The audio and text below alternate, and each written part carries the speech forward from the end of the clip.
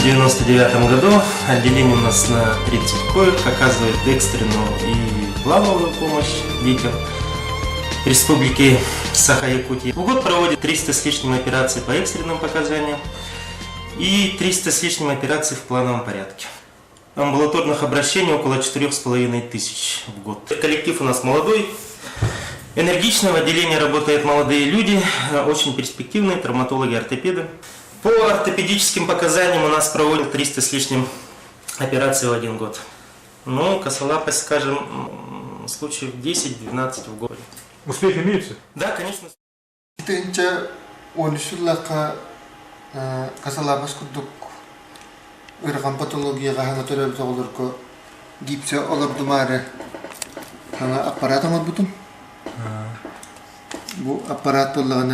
2013 году я изобрел аппарат, позволяющий отказаться от лечения врожденной косолапости в гипсовых повязках.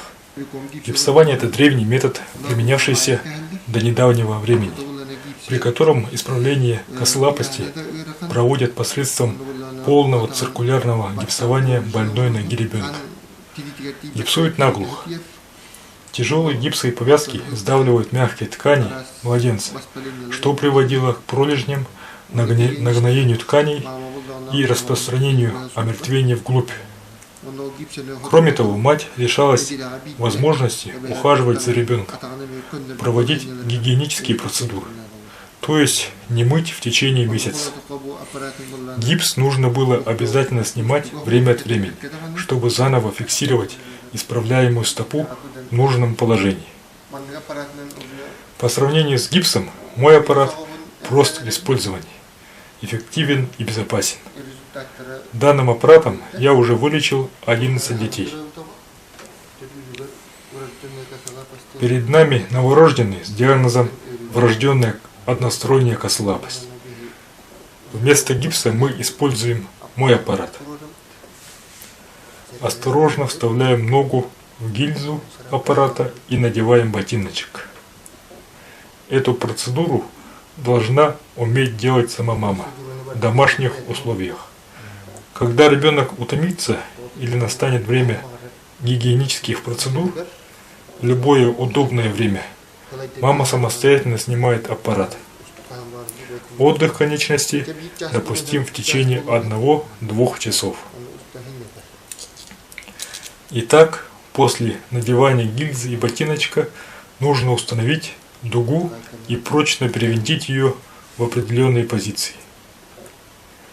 От ботиночка тянется резинка, конец которой продевается в то отверстие, где достигается наилучшее вытяжение стопы.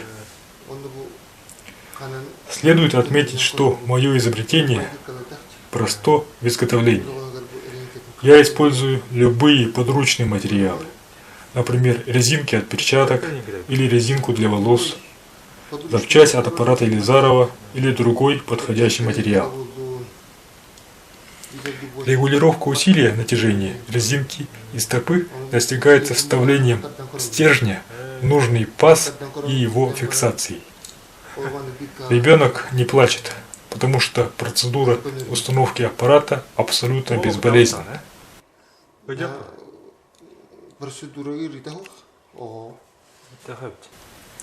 Вот и все. Аппарат осуществляет постепенное и постоянное исправление врожденной косолапости, так как резинка тянет постоянно, но не фиксирует стопу намертво, что является безопасным и естественным физиологическим лечением. Спустя 3 недели косолапость исправляется. Через отверстие ботиночки и нижней части гильзы мать осуществляет постоянный контроль за цветом кожи для оценки здоровья ножки. Снятие аппарата также просто и безопасно, как и установка. Стоит отметить, что стоимость составных частей моего аппарата крайне низка.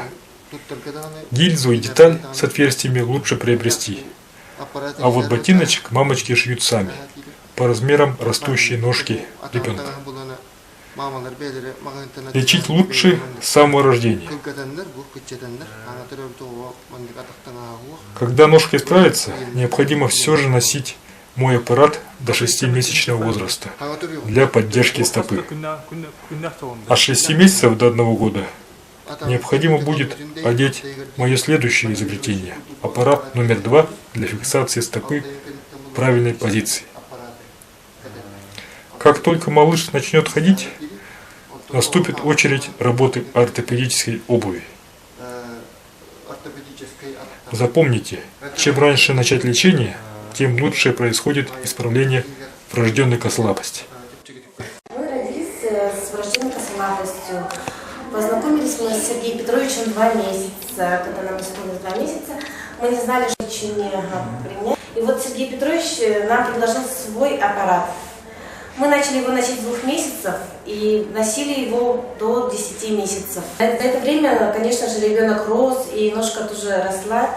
И Сергей Петрович нам производил коррекцию аппарата каждый месяц. И сейчас нам уже 2 года, ножка полностью исправлена. Мы догоняем всех сверстников, даже я обгоняю. Я хочу поблагодарить очень сильно Сергея Петровича за результат, за наш результат. Вся у нас семья рада. Призвать матерей с такой ситуацией, как у нас была, обращаться в отделение детской травматологии медцентра. Лечение было абсолютно бесплатно.